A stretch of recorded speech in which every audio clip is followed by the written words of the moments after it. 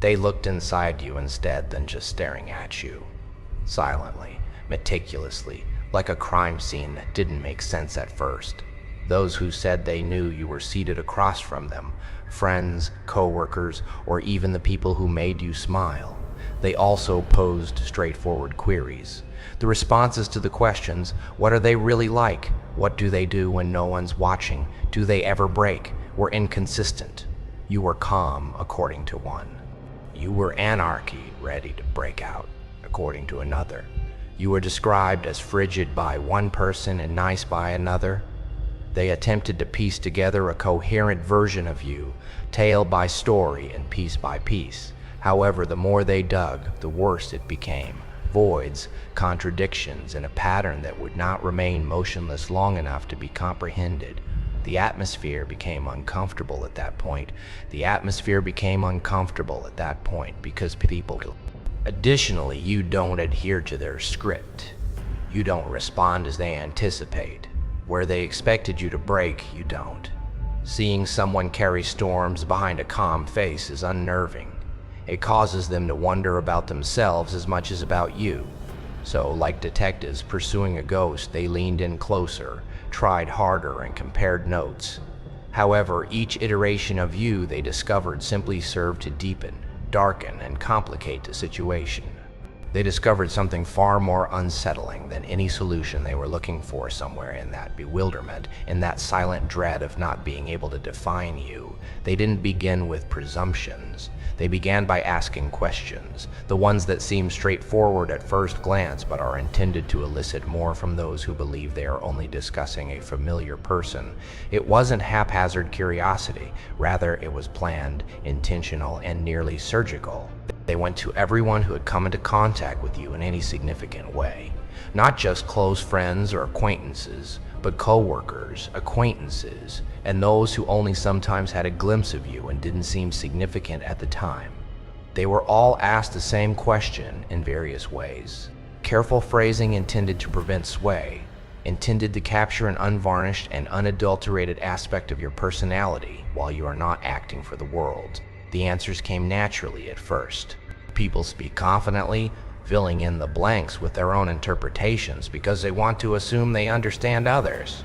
You were described as quiet by one individual. You were perceptive, according to another. Someone else claimed you were harmless, yet erratic. The early entries in their records appeared nearly clean and usable, as though if they gathered enough of these bits, a clear image may become apparent. However, there were little discrepancies, facts that didn't match, tones that didn't match, and recollections that seemed to belong to multiple versions of the same moment, even in those initial responses. They didn't discard anything, even though everything should have been insignificant and easily ignored. The questions changed more as they dug further, not only what you did, but why you did it, not only how you behaved, but also how your behavior altered based on who was observing. Some claimed that you were aloof in groups but friendly when you were by yourself. The reverse was formed by others. When pressed again, some even went against what they had previously said, as if it was more difficult to recall you the second time. At that point, the investigation's tone began to change from curiosity to unease, from intrigue to something more akin to perplexity that nobody wanted to acknowledge. Instead of relying just on the lines, they began silently comparing notes and reading between the lines. Patterns were anticipated. It was anticipated that they would be consistent. Instead, they discovered pieces that were unable to lock together. Every effort to define you resulted in a new contradiction, an exception, or a circumstance that disrupted the developing framework. It wasn't only that you were perceived differently by others. It was that each version of you appeared authentic to the person describing it, but none of them could agree on what reality actually looked like in your case. The questions grew more pointed, almost irritated, as the interviews went on. In order to stabilize the image they were attempting to create, they sought details, precise times, tangible behavior, etc.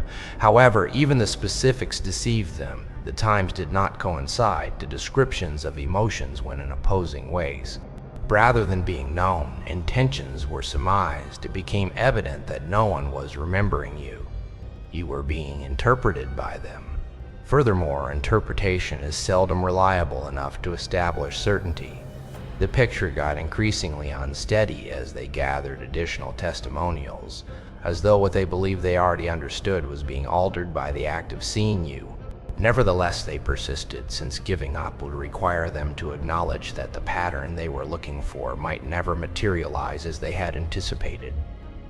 It was more difficult to confront that prospect than the paradox itself.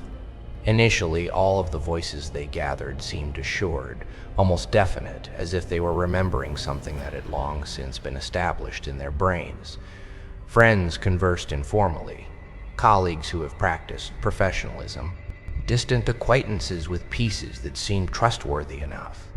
Everyone thought they were describing the same person, the same conduct, the same presence they had experienced at various times. However, a certainty is only persuasive when it is positioned next to an opposing certainty. The discrepancy was barely noticeable when the first set of statements were arranged side by side, a recollection that seemed to have been somewhat altered to suit individual interpretation, a tone that changed depending on who was speaking, and a detail here that didn't match a detail there. They anticipated slight variations that came naturally. Not everyone observes in the same way. They have different recollections. However, what they saw was conflict masquerading as familiarity rather than diversity. In the identical circumstances, one person described patience, while another described impatience. In identical moments that purportedly involved the same behavior, one person remembered warmth and another remembered distance. The discrepancies didn't go away when more interviews were included. Instead, they grew. The testimonies started to diverge, producing parallel images of you that never neatly overlapped, rather than coming together to form a single vision. Each person seemed to have engaged with a somewhat different version, each one genuine to them yet incompatible with the others. The gaps behaved more like structure that resisted simplification than like mistakes, despite the investigators' best efforts to account for bias and viewpoint. They went back to the previous participants and asked the same questions, hoping for clarification or improvement, but instead they encountered reluctance. Some people changed their responses when challenged, not because they were unsure, but rather because they realized that their memory wasn't as reliable. When confronted with contradicting accounts, some became defensive and insisted their version was accurate. The memory got less solid the more pressure was exerted, as though certainty itself was crumbling under examination. The fact that each dispute had its own conviction, rather than the fact that individuals disagreed, was what most unnerved them. Individual confidence was heading in diverse ways, but there was no collective confusion. It produced a pattern that could only be mapped in pieces that momentarily overlapped before disintegrating, once more rather than in a straight line. Instead of measuring where copies of you aligned, they started noting inconsistencies instead of truth. Even descriptions that were emotionally charged were inconsistent. While some felt peace during stressful times, others described intensity during quiet times. Some claimed that under pressure you were predictable, while others claimed that under the same circumstances you were unreadable. Not only was perception failing, but it was also multiplying, leading to results that were unable to settle into a single identity. The study began to feel more like witnessing information, resist being acquired than really collecting it. Every attempt to use collective memory to define you simply served to further polarize that memory. Their anticipated pattern, which ought to have developed organically via repetition, never stabilized. Repetition, on the other hand, only served to strengthen divergence, as though each retelling somewhat altered the previous one.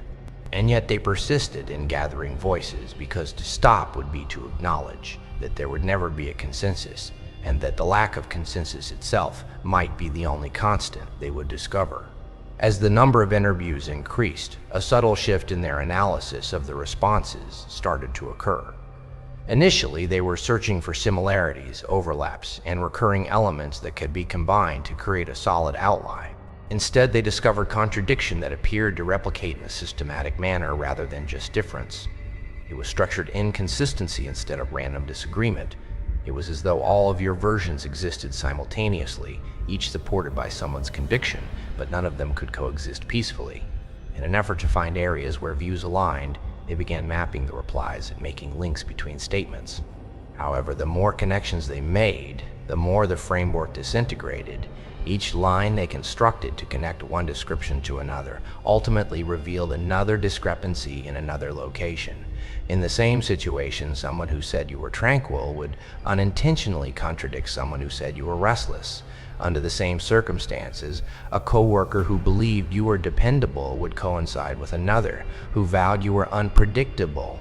It was a pattern that defied coherence rather than merely disagreement. The research saw that depending on the speaker, even identical descriptions had varying emotional weight. One person described the same behavior as arrogance, while another saw it as confidence. Depending on who experienced it, silence could become detached or composed. This was a moving lens that refused to settle on a single view of reality. It was more than merely subjective interpretation. Every effort to normalize the data simply made the underlying instability more apparent. They attempted grouping responses according to tone, proximity, and interaction context. Contradictions, however, continued to exist even within these regulated divisions. People who knew you well differed with other people who knew you just as well, and occasionally they even disagreed with themselves when they went back and reviewed what they had said. That repetition made memory itself unstable, as if recalling you required reconstruction instead of retrieval. The act of remembering was now creative rather than passive, and each creation differed slightly from the previous one. The investigators started delving deeper as the pressure mounted, requesting precise time frames, specific incidences, and definite facts that may serve as a narrative anchor. However, they were given fragmentation rather than explanation. When closely scrutinized, stories that ought to have aligned started to diverge even more. Different accounts of the same event not only differed in specifics, but also completely altered its meaning. Even though both observers were reporting the same instant, what one saw as a moment of connection was perceived by another as remoteness. They came to the conclusion that the issue was not just inconsistent recollection, but also inconsistent interpretation. If each person had constructed a version of you that made sense in their own context, and that version held steady on its own. However, those versions clashed unresolved when positioned next to one other. It produced a system in which each observation was legitimate separately but invalid when taken as a whole, a building that collapsed when viewed as a whole and only worked when viewed from one perspective. The most concerning finding was that efforts to resolve these inconsistencies merely made them worse. Participants doubled down on their own perceptions when presented with contradicting accounts rather than coming to a consensus. Instead of becoming weaker, the confidence solidified. Instead of improving the image, each attempt at rectification further shattered it. The data continued to increase even though the pattern was no longer merely erratic but actively resistant to alignment. The idea of a single, cohesive description of you ceased to feel like a missing piece and began to feel like something that was never intended to exist in the first place. As more voices were added, more discrepancies were recorded, and greater certainty reinforced division. As the number of interviews increased, a subtle shift in their analysis of the responses started to occur. Initially, they were searching for similarities, overlaps, and recurring elements that could be combined to create a solid outline. Instead, they discovered contradiction that appeared to replicate in a systematic manner rather than just difference. It was organized inconsistency instead of random disagreement, as though all of your versions coexisted in parallel, each supported by someone's conviction, but none of them could coexist peacefully. Snorts. In an effort to find areas where views aligned, they began mapping the replies and making links between statements. However, the more connections they made, the more the framework disintegrated. Each line they constructed to connect one description to another ultimately revealed another discrepancy in another location. In the same situation, someone who said you were tranquil would unintentionally contradict someone who said you were restless. Under the same circumstances, a coworker who believed you were dependable would coincide with another who vowed you were unpredictable. It was a pattern that defied coherence rather than merely disagreement. The research saw that depending on the speaker, even identical descriptions had varying emotional weight. One person described the same behavior as arrogance, while another saw it as confidence. Depending on who experienced it, silence could become detached or composed. This was a moving lens that refused to settle on a single view of reality. It was more than merely subjective interpretation. Every effort to normalize the data simply made the underlying instability more apparent. They attempted grouping responses according to tone, proximity, and interaction context. Contradictions, however, continued to exist even within these regulated divisions. People who knew you well differed with other people who knew you just as well, and occasionally they even disagreed with themselves when they went back and reviewed what they had said. Repetition made memory itself unstable, as if recalling you required reconstruction instead of retrieval. As pressure mounted, the act of remembering became creative rather than passive, and each invention was marginally different from the previous. The detectives started delving further, requesting precise timing, specific incidences, and fixed data that could serve as a narrative anchor. However, they were given fragmentation rather than explanation. When closely scrutinized, stories that ought to have aligned started to diverge even more. Different accounts of the same event not only differed in specifics but also completely altered its meaning. What one observer saw as a moment of connection can be seen as distancing by another. They discovered that the issue was not only inconsistent memory, but also inconsistent interpretation built on top of inconsistent recall, despite the fact that they were recounting the same moment. Each person had constructed a version of you that made sense in their own context, and that version held steady on its own. However, those versions clashed, unresolved, when positioned next to one other. It produced a system in which each observation was legitimate separately, but invalid when taken as a whole. A building that collapsed when viewed as a whole and only worked when viewed from one perspective. The most concerning finding was that efforts to resolve these inconsistencies merely made them worse. Participants doubled down on their own perceptions when presented with contradicting accounts rather than coming to a consensus. Instead of becoming weaker, the confidence solidified.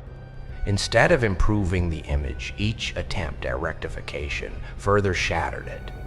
The idea of a single cohesive description of you ceased to feel like a missing piece and began to feel like something that was never intended to exist in the first place.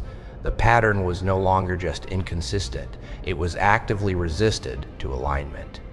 Nevertheless, the data continued to grow, with more voices added, more contradictions recorded, and more certainty reinforcing division. Even disagreement started to feel predictable as the study progressed, and the pattern of conflicts became more pronounced. The fact that you were perceived differently by others was no longer shocking. Even when describing the identical moments, they repeatedly failed to align, which became unnerving. The investigators began to understand that the problem wasn't just perception, rather it was perception's failure to hold steady throughout time. The same result, fragmentation rather than clarity, divergence rather than convergence, was reinforced by each subsequent narrative. They grouped replies according to proximity in an effort to find consistency across relationships, presuming that those who knew you better or for a longer period of time would always provide a more accurate reflection. However, that presumption soon fell apart. As if familiarity did not lessen distortion but rather increased it, close acquaintances frequently disagreed more sharply than distant ones. Some people who had known you for a long time mentioned characteristics that those who had just recently met you were equally certain contradicted. Here, the anticipated hierarchy of comprehension was absent. Distance did not ensure distortion, while proximity did not ensure clarity. They discovered that the contradictions were not coincidental as they continued their investigation. They adhered to emotional patterns. People defined what you become in proportion to how they felt around you, not what you were. You were described as calm when they felt safe. You were described as calm when they felt apprehensive. They did not fix your identific application in their accounts. During their interaction, it changed according to their internal condition. This meant that what they were gathering was a mirror of themselves formed by you rather than a profile of you. By concentrating on external events, particular behaviors, and quantifiable behavior, the investigators attempted to make up for this. However, interpretation infiltrated even here. Depending on the emotional context, the same action was presented in different ways. A gap in the discourse turned into either detachment or introspection. Either decisiveness or impulsivity emerged from a decision, since the meaning was found in how the observer interpreted the event over time rather than in the action itself. Nothing remained impervious to reinterpretation. The reports started to slightly alter their phrasing. Statements started to become increasingly conditional rather than absolute. Uncertainty tempered descriptions as though defining you too precisely might be instantly contested by a different reality. Even those who insisted on their accuracy started to modify their statements, not because they were unsure, but rather because they realized that certainty would not hold up to comparison. It was adaptation to instability, not perplexity. The most challenging insight was realizing that contradictions were actually strengthening the data collection rather than hurting it. There was no structure left to examine in the absence of disagreement. Every dispute became an essential component of the overall design, and every discrepancy became a point of reference. The probe was sustaining itself by ongoing imbalance rather than progressing toward a resolution. The process was kept alive by instability, but stability would have put an end to it. Additionally, they noted that efforts to reconcile disparate stories did not result in a greater degree of consensus. Rather, reconciliation led to opposition. When faced with different viewpoints, people strengthened their memories rather than changing them. Contradiction seemed to be used to protect identity, as if altering one aspect might reveal something more significant that they were unwilling to give up. Memory was now an active preservation of a personally coherent picture of reality, rather than a passive remembrance. The investigators completely stopped anticipating alignment at this point. Rather, they started recording divergence as the main discovery. What they had previously regarded as noise turned to become the main signal. The lack of agreement was now the data's distinguishing characteristic rather than a fault. Even so, the accounts continued to come in, each one self-assured in its own right and incompatible with the others, each one adding a new layer to a pattern that never closed, settled, or resolved into something definitive enough to be referred to as complete. They had stopped looking for a cohesive picture of you by the time the last phase of the investigation started. The weight of everything gathered in front of it had already caused that expectation to crumble. Rather, they were attempting to comprehend why there could be no unified vision at all. Instead of focusing on who you are, the emphasis moved to why every attempt to define you ends in conflict. It became less about identity and more about resistance, as though the topic of their investigation grew more contradictory each time it was studied rather than stabilizing under observation.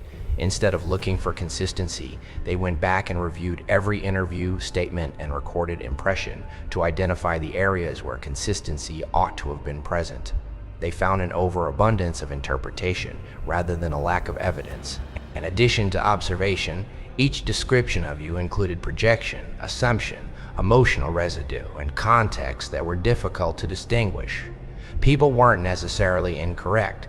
It was because each of their interpretations of you was based on a distinct internal framework, each of which was legitimate in and of itself, but incompatible with the others. The researchers started to realize that the structure of perception itself was the issue, not the quantity of viewpoints. Each person has encountered a distinct emotional version of you, molded by their own expectations at the moment, as well as your actions. One individual may perceive the same stillness as consolation, while another may perceive it as rejection. Some people may find the same presence unpleasant, while others may find it grounding. These discrepancies weren't inconsistencies in you, Rather, they were contradictions in the way that reality was interpreted by humans. The report's language changed once more as his understanding evolved. Terms like perception and experience gradually took the place of words like truth and fact.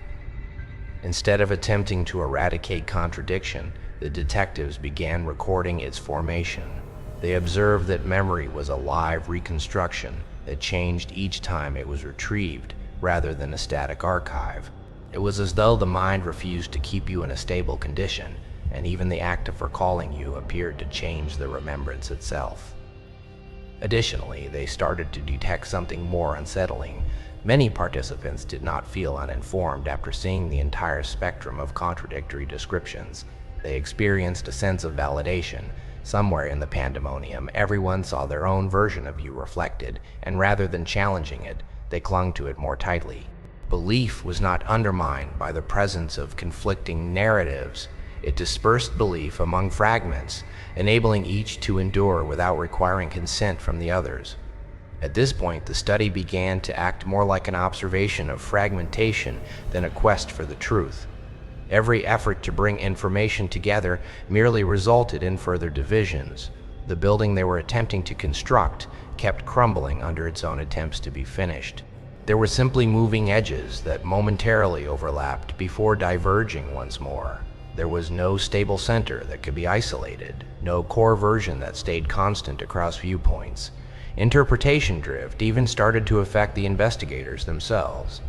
They become less convinced about the boundary between objectivity and perception as they reviewed the data. Since the subjects seemed differently in each narrative, they began to wonder if there could ever be a single definition. The inquiry no longer seemed to be just about you. It was also about the boundaries of comprehension. And what was left in the final records was not a summary, a resolution, or a conclusion, but rather a collection of contradictory facts that coexisted side by side without ever coming together to produce something comprehensive enough to be referred to as final.